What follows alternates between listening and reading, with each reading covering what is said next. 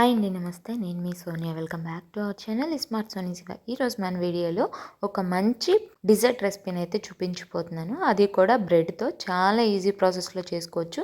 మీరు రెస్టారెంట్లకు వెళ్ళి వేలకు వేలు ఖర్చు పెడితే ఏ టేస్ట్ అయితే వస్తుందో అదే టేస్ట్ని మనం ఇంట్లో ఈజీగా సింపుల్గా తక్కువ ఖర్చుతో, అలాగే తక్కువ ఇంగ్రీడియంట్స్తో, అలాగే తక్కువ శ్రమతో ఎలా చేసుకోవాలో చూపించిపోతున్నాను. చాలా చాలా బాగుంటుంది. ఈ సమ్మర్లో ఒకసారి మీరు కూడా ట్రై చేయండి. స్టవ్ మీద బాండి గిన్నె పెట్టేసుకోండి.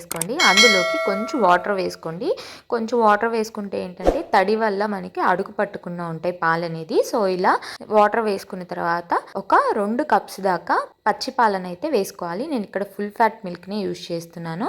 సో పాలు వేసుకున్న తర్వాత కలుపుకుంటూ ఇలా మరిగించుకోవాలి. పాలు అనేది చక్కగా 2-3 పొంగులు అనేది రావాలి. పాలు ఇలా మరుగుతున్నప్పుడు పక్కన మనం బౌల్లోకి ఒక 2 టేబుల్ స్పూన్ల దాకా కస్టర్డ్ పౌడర్ని అయితే తీసుకోవాలి. నేను ఇక్కడ కస్టర్డ్ పౌడర్ని మ్యాంగో ఫ్లేవర్ తీసుకుంటున్నాను. మీరు వెనిలా ఫ్లేవర్ అయినా ఏ ఫ్లేవర్ అయినా కూడా తీసుకోవచ్చు.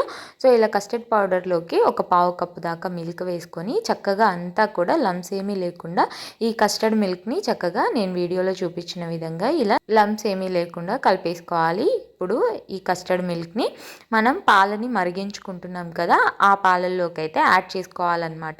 సో పాలు అనేవి చక్కగా ఇలా పొంగులో వచ్చి 2-3 పొంగులు మరుగుతున్న టైంలో మళ్ళీ ఒకసారి కస్టర్డ్ మిల్క్ని కలిపేసుకొని ఒక చేత్తో కస్టర్డ్ మిల్క్ని వేసుకుంటూ ఇంకొక చేత్తో స్టవ్ మీద ఉన్న పాలతో కలుపుకుంటూ ఉండాలి. ఈ కస్టర్డ్ మిల్క్ వేసేటప్పుడు మాత్రం స్టవ్ అనేది సిమ్లో ఉండాలి, లేకపోతే ఉండలు కట్టేస్తుంది అనమాట. ఇలా కస్టర్డ్ మిల్క్ కూడా వేసుకున్న తర్వాత ఒక 3-4 నిమిషాల పాటు సిమ్లోనే చక్కగా ఉడికించుకోవాలి. ఇలా చక్కగా ఉడికి దగ్గరికి అయిన తర్వాత ఇందులోకి ఒక 2 టేబుల్ స్పూన్స్ దాకా పంచదారను అయితే వేసుకోవాలి. పంచదార కూడా వేసుకున్న తర్వాత సిమ్లోనే పెట్టుకొని చక్కగా కలుపుకుంటూ పంచదార మొత్తం కరిగే విధంగా కరిగించుకోవాలి.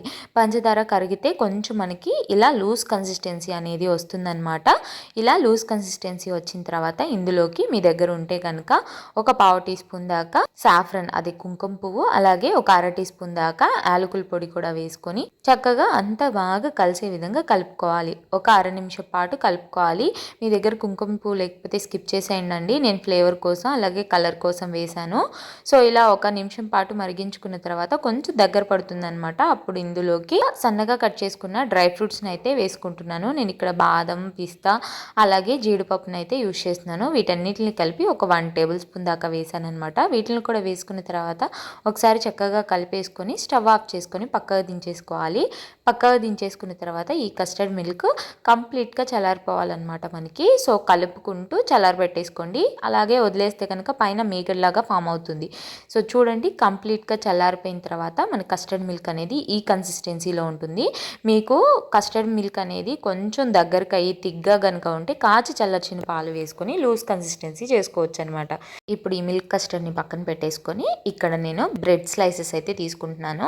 7-8 బ్రెడ్ స్లైసెస్ అయితే తీసుకున్నాను అనమాట. ఇప్పుడు వీటికున్న బ్రౌన్ పార్ట్స్ని అయితే రిమూవ్ చేసేసుకోవాలి. 4 సెట్స్ కూడా ఇలా నేను వీడియోలో చూపించిన విధంగా బ్రౌన్ పార్ట్స్ని చక్కగా తీసేసుకోవాలన్నమాట. మనకి వీటితో పని లేదు. ఇలా తీసుకున్న బ్రౌన్ పార్ట్స్ని మీరు వేస్ట్గా పడేయాల్సిన అవసరం లేదండి. బ్రెడ్ క్రమ్స్ లాగైనా యూస్ చేసుకోవచ్చు, లేదా పాలల్లో వేసుకుని అయినా తినేసేయచ్చు అనమాట. చాలా బాగుంటాయి.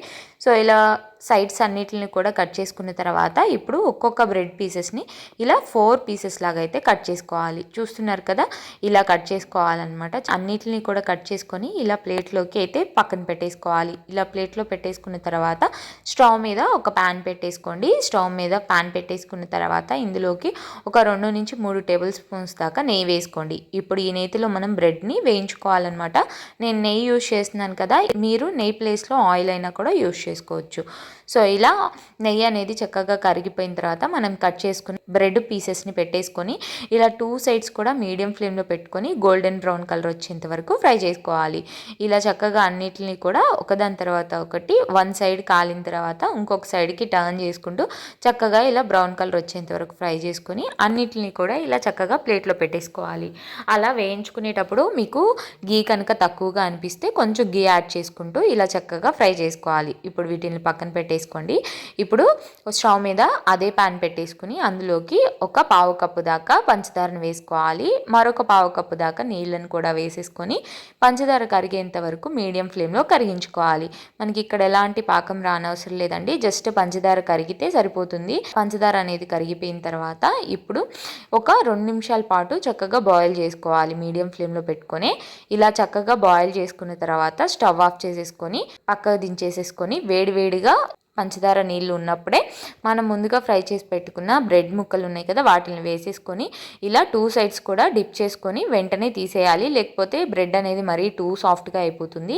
ఇలా పక్కకు తీసేసుకున్న తర్వాత ఒక సర్వింగ్ బౌల్లోకి మనం ముందుగా తయారు చేసి పెట్టుకున్న కస్టర్డ్ని వేసేసుకోవాలి. ఒక లేయర్ లాగా వేసుకోవాలన్నమాట.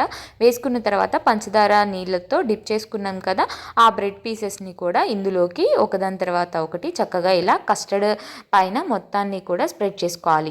ఇదొక లేయర్ లాగా వేసుకున్న తర్వాత మళ్ళీ ఇంకొక లేయర్ లాగా కస్టర్డ్ని అయితే వేసేసుకోవాలి. ఇలాగే రిపీటెడ్గా ఎన్ని లేయర్స్ వస్తే అన్ని లేయర్స్గా ఇలా బ్రెడ్ని వేసుకుంటూ కస్టర్డ్ని వేసుకుంటూ చక్కగా ఒకదాని తర్వాత ఒకటి వేసుకోవాలన్నమాట. ఇలా మొత్తాన్ని వేసుకున్న తర్వాత మళ్ళీ పైనుంచి కస్టర్డ్ని వేసేసుకొని సన్నగా కట్ చేసుకున్న నట్స్ని కూడా వేసేసుకొని సర్వ్ చేసుకోవడమే. అంతేనండి, చాలా టేస్టీగా ఉండే బ్రెడ్ కస్టర్డ్ డిజర్ట్ అయితే రెడీ అయిపోయిందనమాట. ఇది చల్లగా తిన్నా బాగుంటుంది, వేడివేడిగా తిన్నా బాగుంటుంది, ఎలా తిన్నా కూడా చాలా టేస్టీగా ఉంటుంది. ఈ బ్రెడ్స్ అనేవి శాంతం కస్టర్డ్లో మునిగిపోయినట్టు పెట్టేయకుండా లైట్గా పైన పెట్టండి, ఎందుకంటే తినేటప్పుడు మనకి క్రిస్పీగా తగులుతూ కస్టర్డ్ అనేది సాఫ్ట్గా తగులుతూ చాలా బాగుంటుంది. తప్పకుండా ట్రై చేయండి. ఫ్రిడ్జ్లో పెట్టుకొని తిన్నా చాలా బాగుంటుంది. చల్లగా తిన్నా.